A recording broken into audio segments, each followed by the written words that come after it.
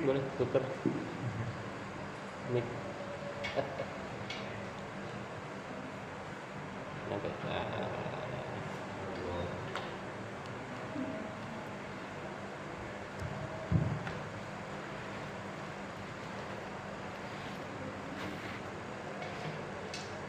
Baik. Mati.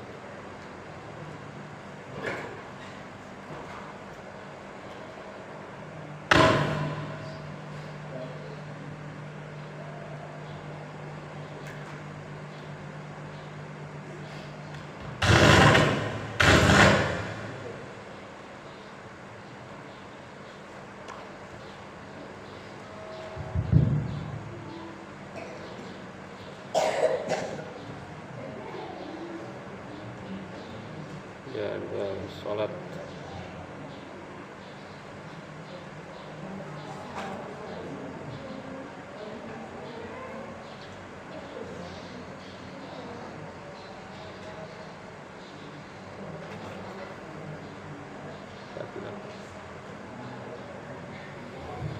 Ya, baik, bismillahirrahmanirrahim. Assalamualaikum warahmatullahi wabarakatuh. Waalaikumsalam warahmatullahi wabarakatuh. Alhamdulillah, wassalatu wassalamu ala Rasulillah Muhammad bin Abdullah wa ala alihi wa ashabihi wa mawalah.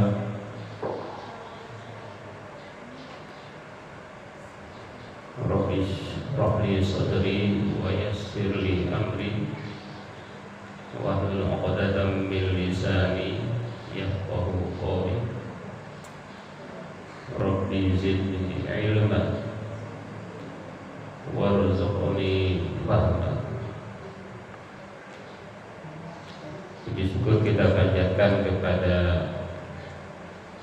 Allah yang Maha Ghafur, yang telah memberikan nikmat kepada kita semua sehingga pada pagi hari ini kita dapat berkumpul di masjid yang insyaallah mulia di sisi Allah. Salawat dan salam mudah-mudahan tercurah kepada Nabi besar Muhammad sallallahu alaihi wasallam.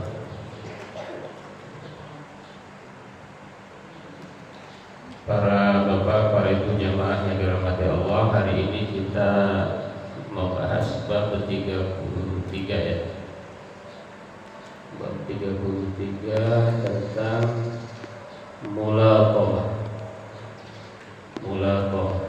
Kalau mulaqabah itu awalnya membelai, sebetulnya membelai.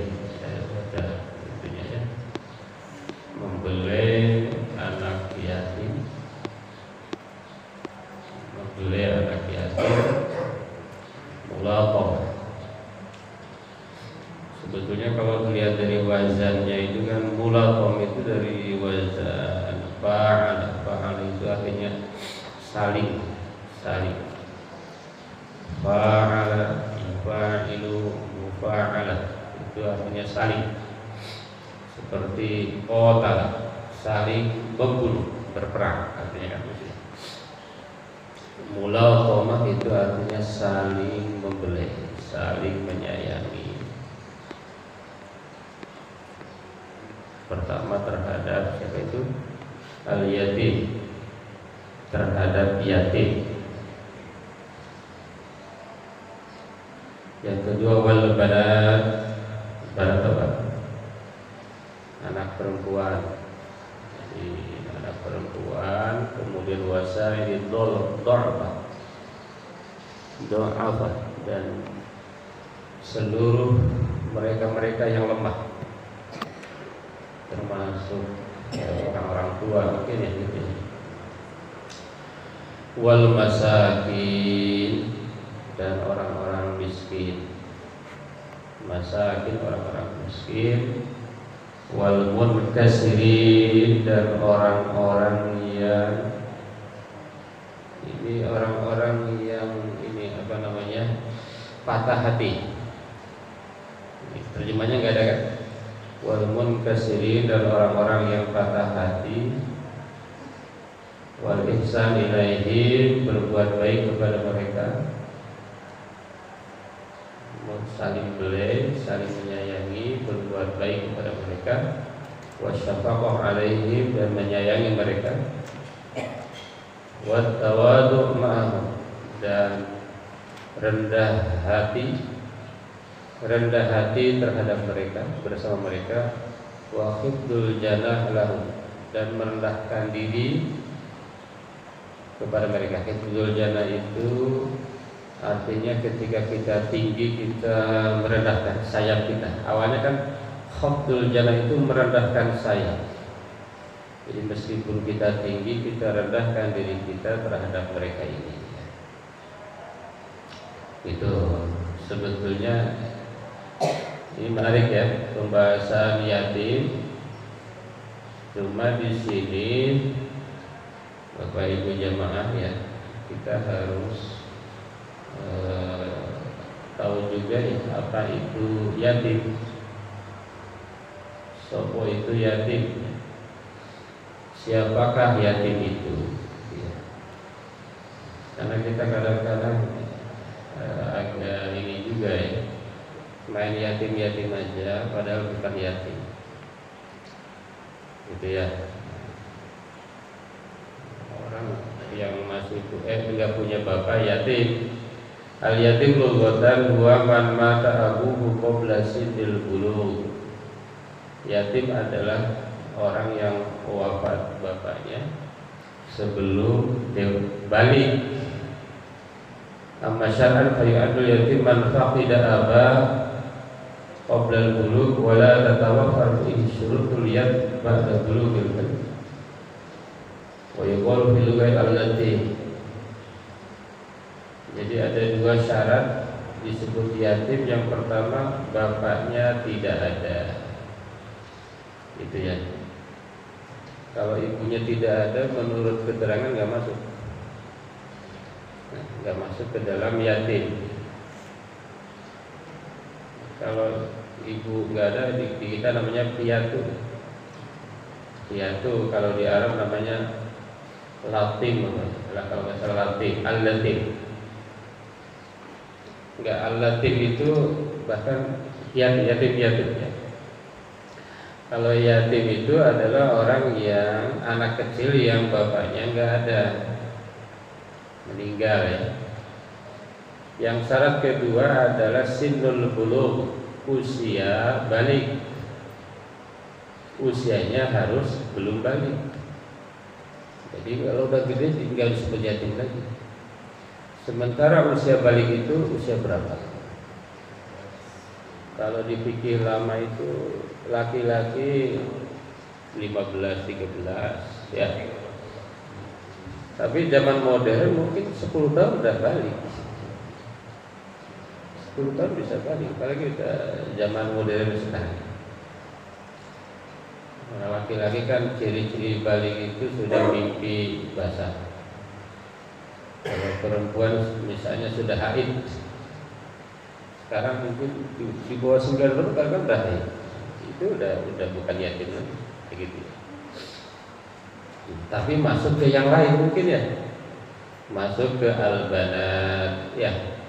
Wasairi dhafa wal masakin wal munkasirin wal ihsan ilaihim wasyafaqah. Itu. Saya kira cukup menarik ya tentang yatim ini. Cuma dicek lagi gitu ya. Misalnya di PGP yatimnya berapa? Yatimnya ada berapa ini Pak Hari?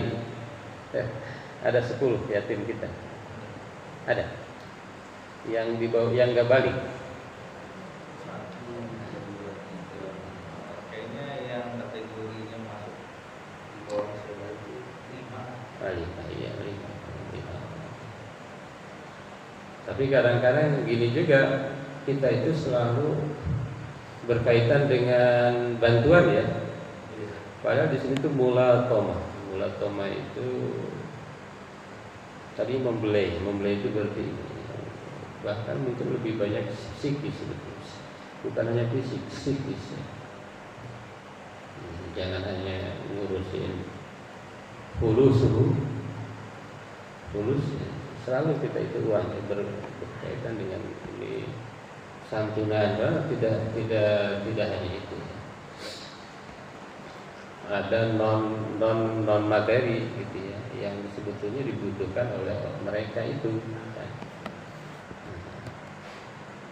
Ya mereka itu, tapi kalau lewat balik mungkin ya, kalau saya pahami, kalau udah balik masih dianggap yatim ya kurang bagus juga mungkin ya. Jadi karena saatnya dia harus sudah diberikan mukallaf kan, mukallaf kalau udah balik itu mukallaf, ada tanggung jawab yang sama. Baik, tentu nanti pemahamannya beda. Misalnya Indonesia, kalau di Arab memang kan bapak itu betul-betul faktor. Kalau di Indonesia kadang-kadang kalau yang wafat bapaknya itu aman, ya kan? Seorang anak bapaknya meninggal biasanya lebih aman dibanding, ini baru biasanya tidak selalunya, dibanding ibunya. Misalnya ibunya nikah lagi, itu anaknya aman udah terurus. Tapi kalau bapaknya nikah lagi, suka lupa sama anaknya. Betul nggak Pak Hari gitu ya? Kalau bapak nikah lagi, biasanya nggak diurus tuh anak. Banyak tuh yang begitu ya. Mungkin di sini enggak, di tempat lain banyak. Tapi kalau ibunya yang nikah lagi, biasanya kasih syarat ke calon suaminya itu. Saya bawa anak, siap enggak? Misalnya begitu. Ya walaupun mungkin laki-laki ada juga, tapi rata-rata begitu ya. Jadi laki-laki itu faktor betul ya. Ya, ini ada ayatnya lumayan banyak ya. Ada berapa ayat di sini? Pertama adalah waqfid janahaka lil mu'minin. Waqfid janahaka lil mu'minin, apa ini? Awalnya kan rendahkanlah sayapmu terhadap orang-orang yang beriman. Di sini terjemah kemenangnya dan bersikap rendah dirilah kamu terhadap orang-orang yang beriman. Sebetulnya bukan rendah diri ya, rendah hati. Kalau rendah diri kan minder. Ya kadang-kadang terjemah begitu ya. Terjemah khianatul amanah. Kali-kali terjemah itu mengkhianati amanah. Yang kedua, waqala Allah Ta'ala wasbir nafsaka ma'al ladina yad'una rabbahum bil ghadati wal 'ashyi yuriduna wajha wa la ta'du 'ainaka 'anhum turidu zinatal hayatid dunya. Bersabarlah bersama orang-orang yang menyeru kepada Tuhannya di waktu pagi dan petang dengan mengharap keriduannya, dan jangan kamu palingkan kedua matamu dari mereka karena hanya mengharapkan perhiasan dunia. Jadi suka ada kan orang-orang yang kerjanya di masjid ya, kerjanya ibadah ya, kelihatan tidak punya prospek. Kita harus bersabar dan betul-betul tidak boleh menganggap remeh mereka. Di dalam hadis itu ada bahwa orang-orang inilah sebetulnya yang membuat kita ini eksis, karena ada doa-doa orang-orang soleh itu tadi ya. Kadang-kadang kita itu lebih menganggap hebat orang-orang yang punya jabatan, punya uang ya, punya apalagi yang rumahnya tingkat, yang mobilnya banyak, kadang-kadang begitu ya. Bahkan lebih ngerinya lagi kadang-kadang walau kana koruptoran, meskipun dia koruptor lebih dihormati. Ayat yang ketiga adalah fa'ammal yatima fala taqhar wa ammas sa'ila fala tanhar. Kepada anak yatim janganlah taqhar. Taqhar itu bersewenang-wenang. Ini lebih ke sikap ya. Menurut saya lebih ke sikap dibanding apa materi, lebih ke sikap sebetulnya. Fa'ammal yatima fala taqhar. Karena yatim juga ada yang kaya. Wa ammas sa'ila fala tanhar. Kepada orang yang meminta-minta jangan hardik, membentak. Kalau nggak punya ya mohon maaf. Tapi kalau sekarang nggak berani juga membentak ya. Nanti di videoin. Viral. Itu chat itu banyak tuh yang gitu ya. Baik, ayat selanjutnya ara'aital ladzi yukadzibu biddin. Apakah kamu melihat orang yang berdusta, mendustakan agama? Siapakah orang yang mendustakan agama, yang beragamanya itu dusta? Fadzalikal ladzi yad'ul yatim, maka mereka itulah orang yang menghardik anak yatim. Sebetulnya lebih ke sikap, banyak lebih ke sikap ya. Wala yahuddu ala ta'amil miskin, dan tidak menganjurkan memberi makan kepada orang miskin. Tapi saya punya ini ya, kritik kalau di Indonesia sekarang itu kebanyakan makan atau kurang makan. Saya pernah baca YouTube ini. Katanya tradisi Indonesia itu makan sebetulnya seminggu 3 kali. Benar nggak? Jadi makan sehari 3 kali katanya bukan tradisi kita ya. Kalau kita makannya sedikit, kayaknya lebih sehat ya. Betul nggak? Sehari 3 kali ya kita ya. Katanya tradisi Indonesia itu, Nusantara itu seminggu 3 kali. Maka kalau dengar cerita Rasulullah itu tidak makan kecuali lapar dan selalu mengganjal perutnya. Bayangan saya, tidak puasanya Rasulullah itu lebih dari puasa. Kalau sehari doang, dari pagi subuh sampai maghrib puasa, nggak usah diganjal perut itu. Iya, tidak perlu diganjal saya kira. Kita mah kebanyakan makan, gitu ya. Jadi kalau memberi makan, menurut saya itu memang kepada yang lapar. Maka dalam ayatnya kan ada it'amu fi yaumi dzi masghubah, memberi makan di hari kelaparan. Yatiman dza maqrabah, kepada yatim yang dekat. Au miskinan dza matrabah. Itu dalam surat la uqsimu bihadzal balad. Wa anta hillum bihadzal balad wa walidin wa ma walad. Laqad khalaqnal insana fi kabad. Oke. Itu ayatnya sudah kita baca semua.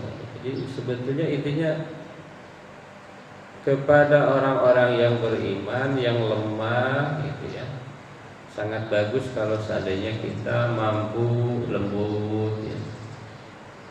Tuh, mampu berbuat baik, senyum, apalagi yang membantu materi segala macam sesuai dengan kebutuhannya.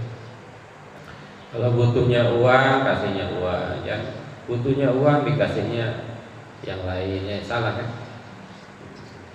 Tapi kalau uang lebih umum ya, banyak orang butuh semua ya. Kalau uang butuh semua. Kalau makanan kadang-kadang nggak butuh. Saya beberapa kali kalau Jumatan kan ada Jumat berkah. Kalau khotib dapatnya 2 Ustaz. Gesek. Sering saya taruh di motor di jok tuh. Kan motornya gede, joknya gede tuh. Baru inget besoknya. Udah bagus. Kadang-kadang gitu ya. Oh, berarti harus dicek lagi. Mungkin khotib itu nggak perlu ya. Amplopnya kebak. Mungkin diamplopin aja gitu ya. Dua. Atau ditransfer aja gitu ya. Kalau jamaah mungkin kalau makanan yang bisa kayak ini kan tidak harus sekarang saya makan ya. Bisa untuk nanti ya. Tapi kalau nasi cepet banget tuh. Jadi harus betul-betul dilihat butuh enggak gitu ya. Kalau orang kelaparan kita kasih makan, pahalanya besar. Pahalanya sangat besar. Tapi kalau orang kenyang kasih makan, ya aduh gimana tuh pahalanya? Bisa jadi kecil. Jadi sesuai konteks. Baik, hadis yang pertama adalah An Sa'id bin Abi Waqqas radhiyallahu anhu qala kunna ma'an Nabi sallallahu alaihi wasallam. Kami katanya bersama Nabi sallallahu alaihi wasallam sittatan nafar dalam berenam ya. Sittatan nafar berenam, kami berenam. Faqala al-musyrikun, kemudian orang-orang musyrik berkata kepada Nabi sallallahu alaihi wasallam, "Utrud haula, utrud, usirlah." Kata orang musyrikin, "Utrud haula." Ya Nabi, usir mereka itu.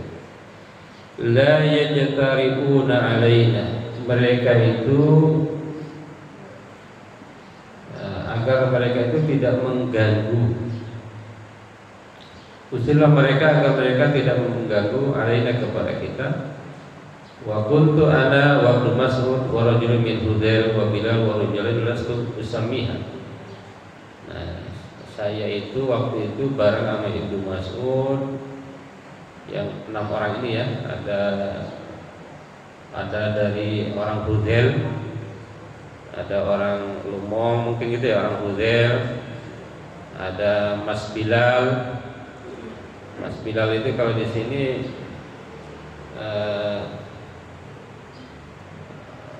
ini di sini muadzin Bilal.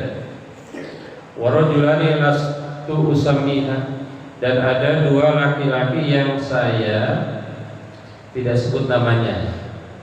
Fawaqa'a fi nafsi Rasulullah sallallahu alaihi wasallam masyaallah ayyaqa fahaddasa nafsa. Ya. Kemudian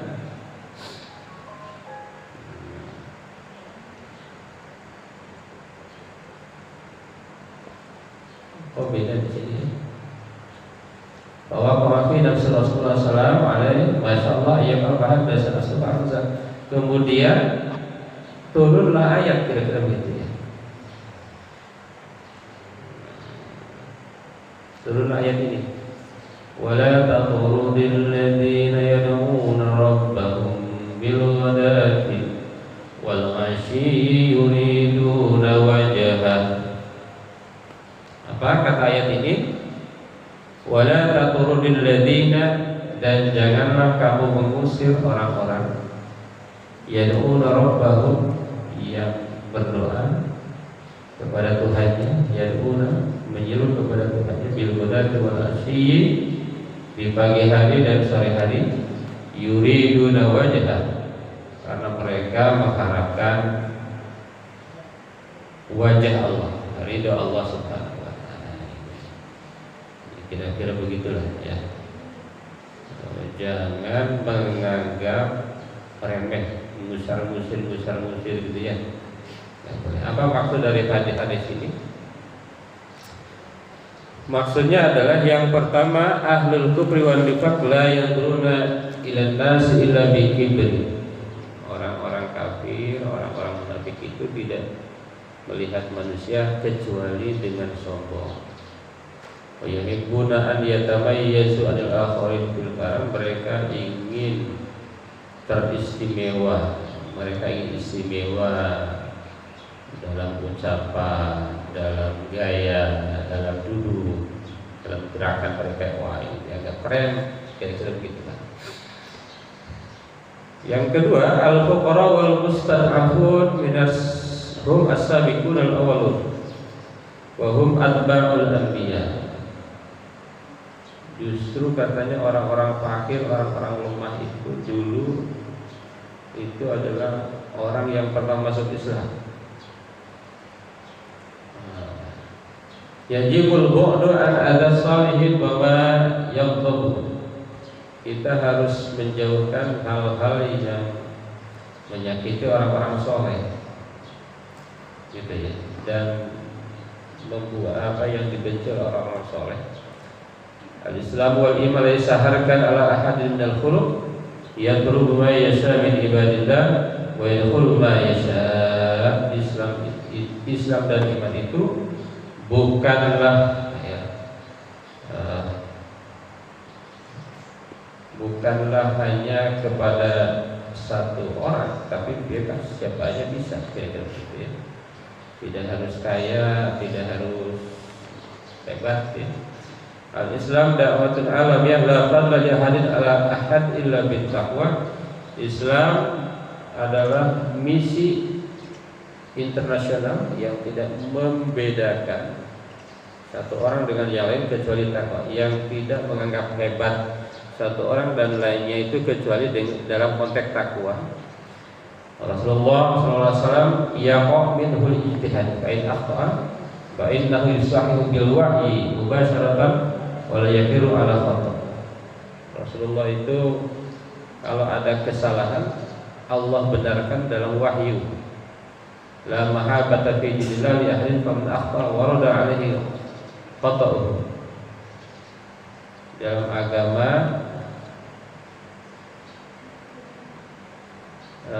ketika dia seorang muslim itu salah, maka dia akan mendapatkan balasan dari kesalahannya itu. Al-ghayah la tubarrirul wasilah. Famadam al-ghayah masyru'ah yang bagi an takunul wasilah masyru'ah. Tujuan itu tidak membenarkan cara.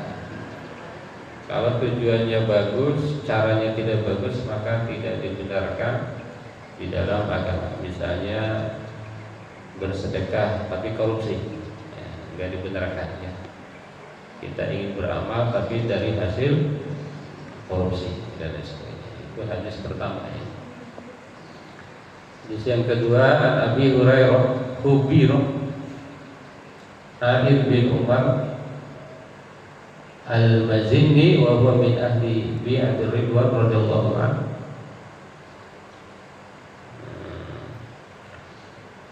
Ana Abu Sufyan ata ala Salman wa Suhaib wa Bilal bin Nafar wa qalu ma akhadha suyukullah min aduwillah ma akhadha. Fa qala Abu Bakar radhiyallahu anhu ataquluna hadza li syekh Quraisy wa sayyidihim fa Nabi sallallahu alaihi wasallam fa akhbirhu ya Abu Bakar la'allaka aghdabtahu fa in kunta aghdabtahu laqad aghdabta rabbaka fa atahu fa qala ya ikhwata aghdabtukum qalu la yaghfirullahu laka ya akhi. Cukup panjang ini apa namanya,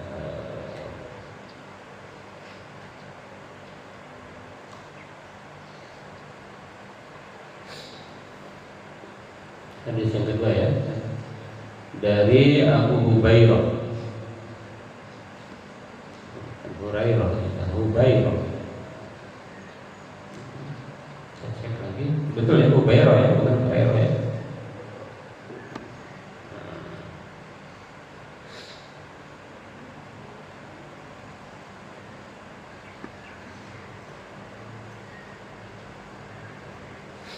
Dari Abu Hurairah, kalau di sini Hurairah, tapi Hubairah ya. Apa salah tulis? Terjemahnya kok Hurairah? Iya. Terjemahnya Hurairah. Ya, bahwasanya Abu Sufyan datang kepada Salman, Suhaib, Bilal dan beberapa orang lainnya yang berada dalam suatu rombongan. Tiba-tiba mereka berkata,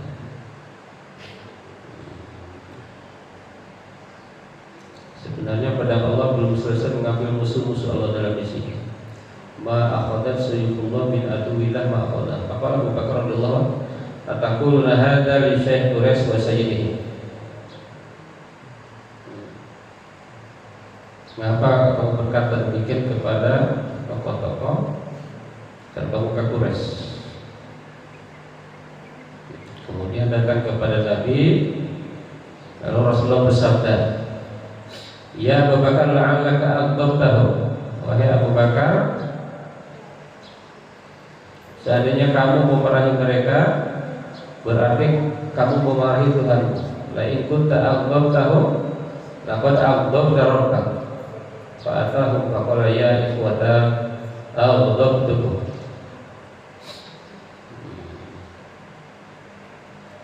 Apakah saya tadi memarahi kamu? Qalu la yaghfirullah laka ya. Jadi tidak boleh marah-marah katanya. Kalau kepada tadi siapa? Kepada orang-orang Islam itu nggak boleh marah-marah ya. Apa maksud daripada hadis ini? Hadis ini mengatakan istihbabu muharabati a'da'illah harban nafsiyatan bitadmiri ma'nawiyati. Ini disunahkan memerangi musuh Allah ya, dan dengan cara memerangi psikis. Jadi kalau perang itu tidak hanya berbentuk fisik tapi psikis. Termasuk komen-komen di medsos itu psikis. Itu banyak buzzer itu menyerang psikis.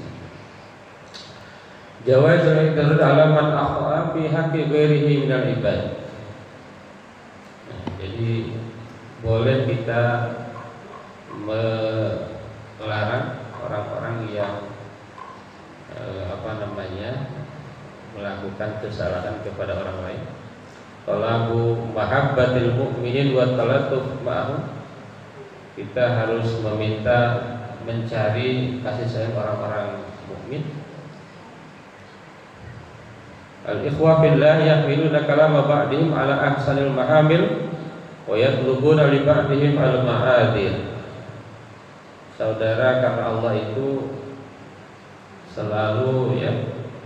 selalu berusaha yang terbaik, yang terbaik kepada saudara yang lain. Ada salihin muharabatullah kama fi haditsil wali. Menyakiti orang-orang saleh itu sama dengan muharabatillah, sama dengan memerangi Allah. Sama dengan memerangi Allah. Khairusus sahabat radhiyallahu anhum ala adami ighdamillah wa sur'ati nadamihim wa ruju'ihim ilal haq wa adami tamadihim fil batil.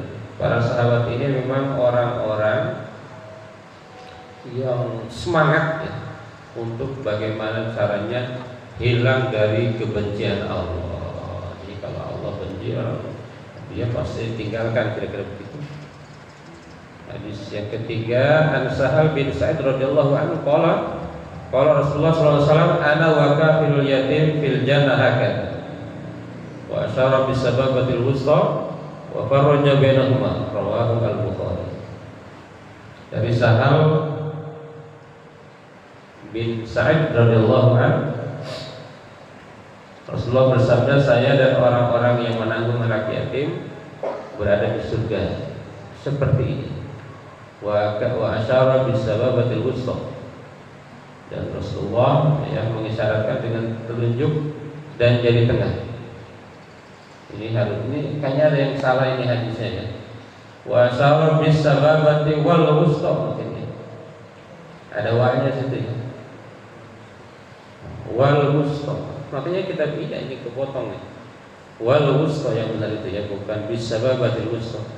Kemudian Rasulullah menunjukkan jari tengah dan jari telunjuk. Maksudnya apa? Maksudnya adalah orang yang menanggung anak yatim.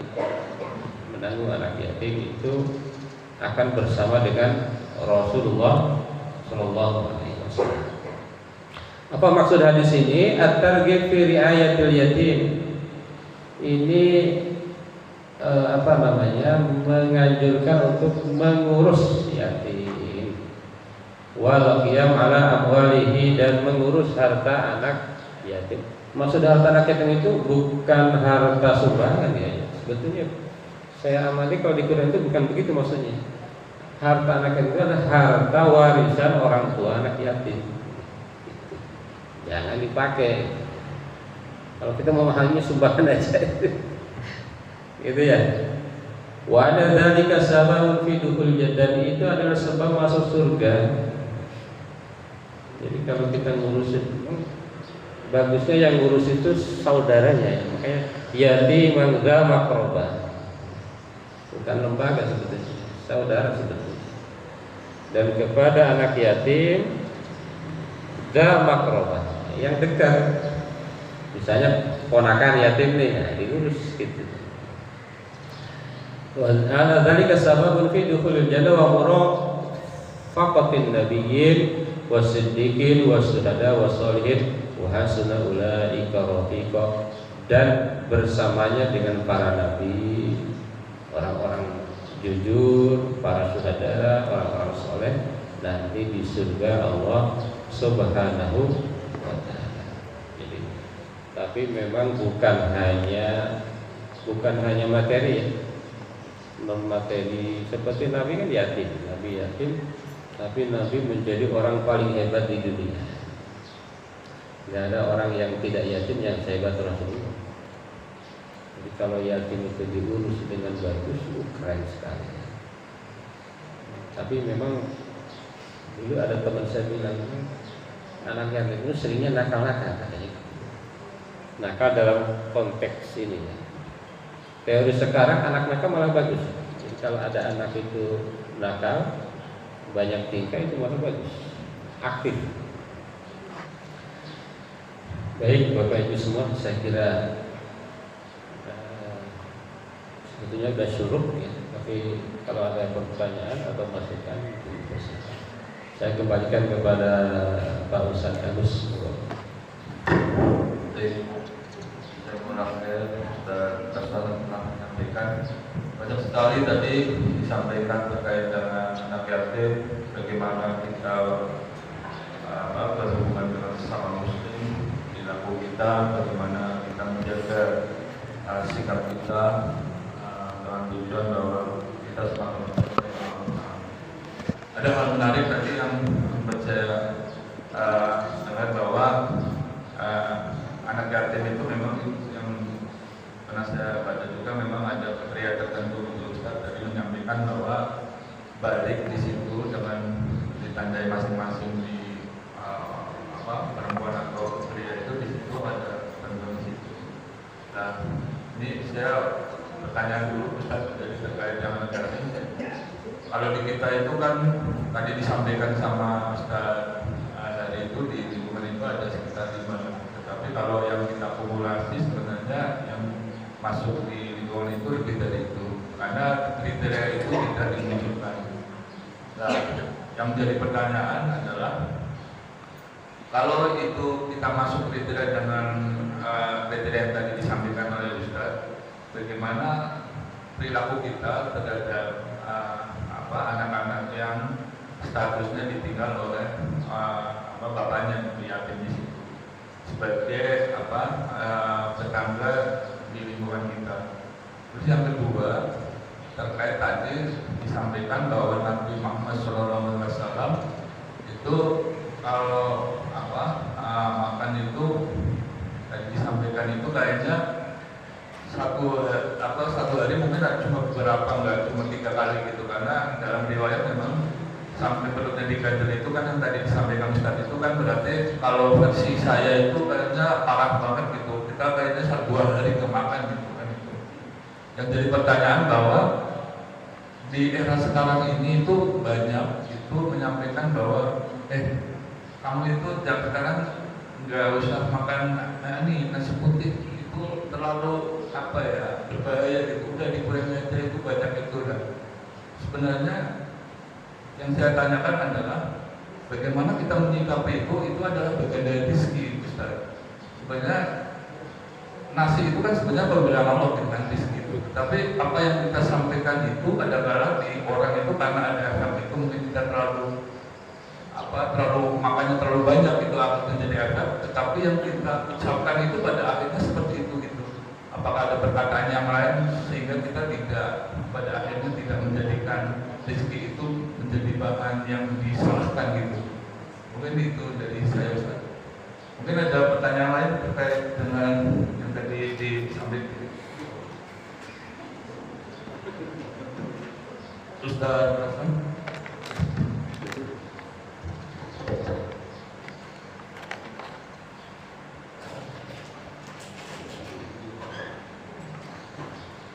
Kalau tadi disebutkan bahwa kriteria yatim ya, bagaimana dengan kriteria menurut para Islam itu yang disebut fuqara dan masakin itu sebenarnya seperti apa? Yatim.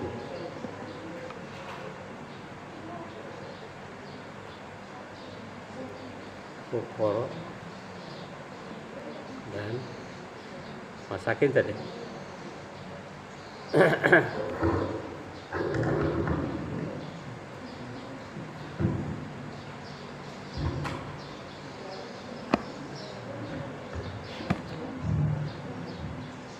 lagi yang mau bertanya? Mungkin sementara cukup itu dulu, Ustaz. Saya cari dulu ya. Wal masakini.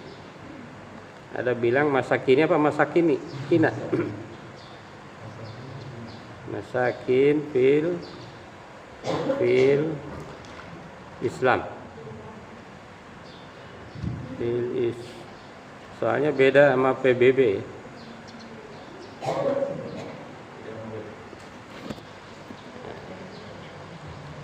Bismillahirrahmanirrahim. Mudah-mudahan tidak salah mendengar ini Ustaz Agus ya. Pertanyaannya keren. Di lingkungan lebih dari 5 anak yatim ya, sekitar ya mungkin ya, bagaimana perilaku kepada anak itu? Betul pertanyaan itu. Jadi yang jadi masuk kriteria di lingkungan itu kan karena udah balik sebenarnya kan. Oh iya. Jadi kalau yang sudah tidak masuk kriteria yang tadi disampaikan Ustaz itu, perlakuan kita itu karena ditinggal. Oh iya, paham. Kalau udah balik gimana? Udah lewat dari misalnya laki-laki 15 tahun udah pasti balik ya. Ada lewat gimana ya? Berarti masuk ke yang selanjutnya tadi di bab tadi kan. Ada yatim apalagi? Banat, anak perempuan. Anak perempuan itu memang harus lembut. Doa apa? Kalau dia lemah banget, nah itu masuk ke dalam itu. Jadi memang termasuk kepada ibu-ibu ya. Kita harus lembut. Kecuali ibu-ibu yang gak lembut. Banyak juga ibu-ibu yang ngalahin bapak-bapak ya. Banyak pimpinan sekarang ibu-ibu, rektor ibu. Itu nah ini ya. Tapi tetap memang ada sisi ibu-ibu itu sisi lembutnya. Jadi enak jadi ibu-ibu itu ya. Beda sama bapak-bapak ya. Perang aja ibu-ibu nggak boleh dilukai. Ibu-ibu perempuan ya, anak-anak kecil itu nggak boleh. Jadi memang perilakunya harus tetap baik. Kalau dia butuh bantuan ya tetap harus gitu Pak Ustaz Agus ya.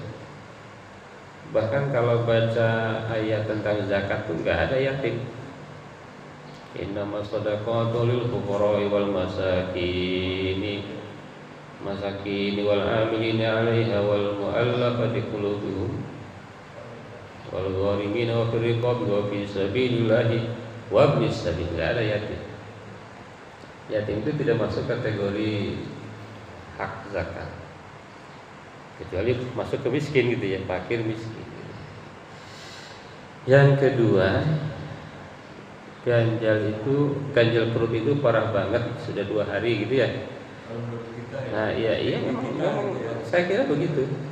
Nasi putih bahaya, apa ada perkataan lain? Iya memang menurut saya memang kita beragama pun harus melek ilmunya. Tapi teori itu kadang berubah-ubah. Misalnya nih, sebelumnya saya baca teori ini. Telur sehari berapa? Makan telur. Ini nggak boleh lebih dari satu. Siapa yang ngomong itu? Percaya aja. Ada lagi yang terbaru, katanya nggak apa-apa telur itu. Kayaknya karena saya baca itu saya kadang makan telur 3. Nah. Saya lagi ngurangin nasi juga, agak mendingan kan? Ngurangin nasi, lalu saya tidak sarapan juga. Lagi coba, udah berapa bulan nih tidak sarapan. Jadi jam 10 baru makan tuh. Ternyata perut lebih plong. Lalu ada lagi gini, ini teori lagi kan? Berbukalah dengan yang manis. Kata dokter siapa itu? Itu salah. Berbukalah dengan yang seger-seger, bukan yang manis. Jadi teori itu memang kadang-kadang berubah-ubah. Menurut saya ya, kalau orang tua saya di kampung makan nasi terus enggak masalah. Karena tiap hari ini ke sawah. Saya aja ngos-ngosan Pak, cuma jalan doang ke sawah, enggak mikul apa-apa, ngos-ngosan. Tiap hari tuh, kadang tiap hari ini nengokin airnya apa gitu. Maka ibu saya alhamdulillah sehat. Ibu saya alhamdulillah sehat. Bapak kalau jalan sama saya kencengan bapak saya. Ya gitu ya. Nasi tapi gerakannya banyak gitu, enggak masalah. Perkataannya itu tadi saja. Ya memang kita kadang harus hati-hati ya. Hati-hati. Tapi kadang-kadang ya nggak sengaja kita ngomong yang mungkin nggak berkenan kadang-kadang ya. Kalau orang baik nggak ada masalah kan. Mau ngomong apa orang baik mah nggak ada masalah. Tapi kalau orang tersinggung kan baru tuh. Maksudnya ada pertanyaan kedua? Sadar? Ya. Jadi memang pilihan bahasa, kadang beda budaya juga pengaruh ya. Beda budaya dan situasi. Kalau lagi tanggal muda mungkin ngomong begitu aman-aman aja. Tanggal tua beda lagi. Emosinya lagi panas ya. Ini pertanyaan Ustaz Endar yang menarik. Apa itu miskin? Apa itu miskin? Saya baca nih ya, langsung nih. Al-miskin huwa al-fakir alladzi la yajid kamalal kafayah. Miskin adalah orang yang fakir yang tidak menemukan kebutuhannya sepenuhnya, bukan keinginannya. Jadi misalnya kita butuh makan berapa sehari? Sebetulnya butuhnya berapa sih? Katanya cuma 1 sehari. Jadi kalau cukup untuk beli makan sekali, sebetulnya udah nggak miskin, gitu ya. Kalau kriteria, makanya saya sekarang memang banyak nggak sih miskin sebetulnya. Kalau berdasarkan data ini ya. Jadi dia tidak mampu mencapai sepenuhnya butuhnya. Taruhlah 2 kali lah. Kalau dia hanya bisa makan sekali, berarti miskin. Kalau fakir, asyaddu hajatin minhu. Kalau fakir lebih dari itu. Mungkin kalau miskin 75%, gitu ya. Kalau fakir ya baru 25%. Cuma kalau hanya kebutuhan sebetulnya nggak mahal sebetulnya. Misalnya kalau dulu orang-orang pikir itu sehari cuma 6 on ya. 6 on itu berapa harganya? 6 on. Bukan sekilo, sehari 6 on, 1 mud 6 on berapa itu? Jadi kalau dia 6 on itu harga berapa sekilo Pak Agus? Sekarang beras berapa? Saya nggak tahu harga beras karena suka dikirim. Kalau nggak dikirim istri yang tahu beli berapa liter. Kalau seliter kan 8 on, ya. Jadi kalau dia punya uang cukup beli 6 on ya udah nggak miskin berarti. Kalau dia bisanya hanya beli 1 on berarti fakir.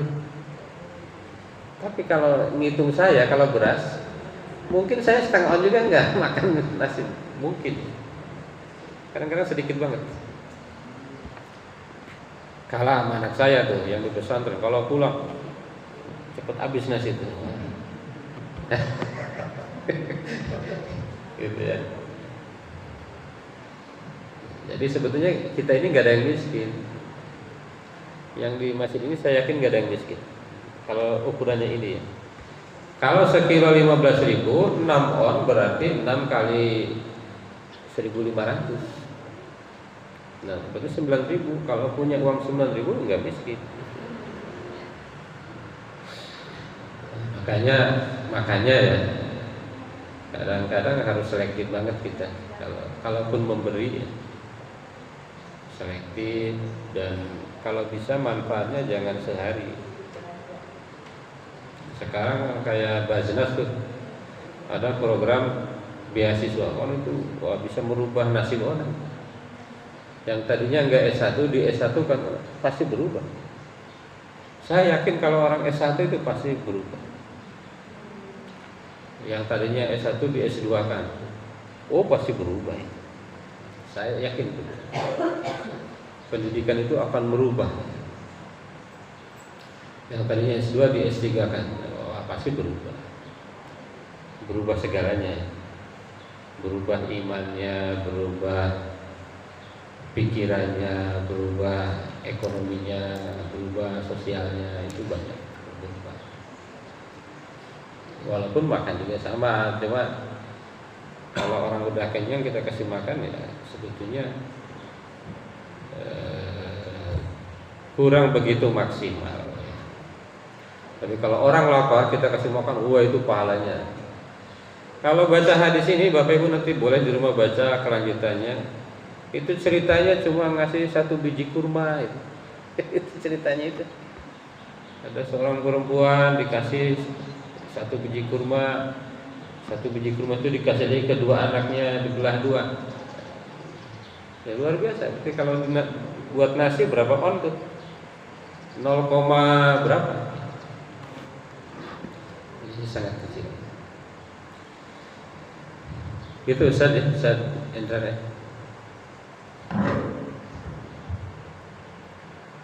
Jadi sangat, kita memang agak lemah ya. Makanya di Indonesia itu, mungkin di dunia itu yang paling lemah zakat. Saya agak tahu karena saya dapat beasiswa Baznas, dapat mata kuliah MUI dan Baznas. Jadi tahu. Bahkan satu-satunya profesi yang dijamin Quran apa coba? Dosen itu nggak ada gajinya di Quran, itu nggak disebutin. Dosen, karyawan, nggak ada gajinya di Quran Pak. Yang satu-satunya disebut gajinya di Quran itu amil zakat. Presiden juga nggak disebutin gajinya berapa. Makanya ambil zakat itu harus digaji. Kenapa? Biar kerjanya bagus.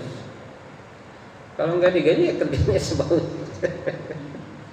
Cuma ada aturan tidak boleh lebih dari berapa? 3 UMR ya. Nggak boleh, di Indonesia kan ada aturannya. Misalnya zakatnya 1 triliun, bayangkan. Amil 1,25%, 125 miliar. Nggak bisa semaunya kalau di Indonesia karena ada undang-undang zakat kan. Maka tidak boleh lebih dari 3 UMR ya gitu. Kalau UMR DKI 5 juta maksimal 15 gitu. Saya kira gitu Ustaz Agus dan Bapak Ibu semua. Jadi menurut saya sih Islam itu keren. Menurut saya, jadi seluruhnya kalau miskin dikasih, kalau yang kaya ngasih. Termasuk ekonominya ya. Ukurannya emas, waduh bener juga emas naik terus. Ini emas kok udah 2,1 juta ya. Saya sering berkelakar. Ini kalau bisa gaji itu nggak usah naik, yang penting ikutin emas gitu. Naik juga. Yang ikutin emas, misalnya gaji itu dari dulu 10 gram ya, terus ada 10. Kalau di zaman keemasan Islam itu upah itu misalnya penterjemah buku itu seberat buku itu, misalnya bukunya setengah kilo, itu gaji itu segitu, setengah kilo emas gitu. Saya kemarin bikin buku, saya kirim ke teman, 4 buku itu hampir 2 kilo, berarti setengah kilo. Wah, kaya banget ya. 500 kali 2 juta berapa? 1 M ya. Nah gitu ya, saya kira itu ya. Baik Bapak Ibu, mohon maaf jika ada kata-kata yang tidak berkenan. Terima kasih sekali lagi. Assalamualaikum warahmatullahi wabarakatuh. Saya kembalikan ke Pak Ustaz Agus. Terima kasih terima kasih kepada ibu-ibu yang telah menyampaikan rezekinya kepada kita semua. Semoga Allah Subhanahu wa taala membalas dengan segala keberkahan. Amin. Dan semoga kita yang menghadiri majelis ini senantiasa dipelihara iman Islamnya dan dimudahkan segala urusannya. Baik, pada pagi hari ini kita akhiri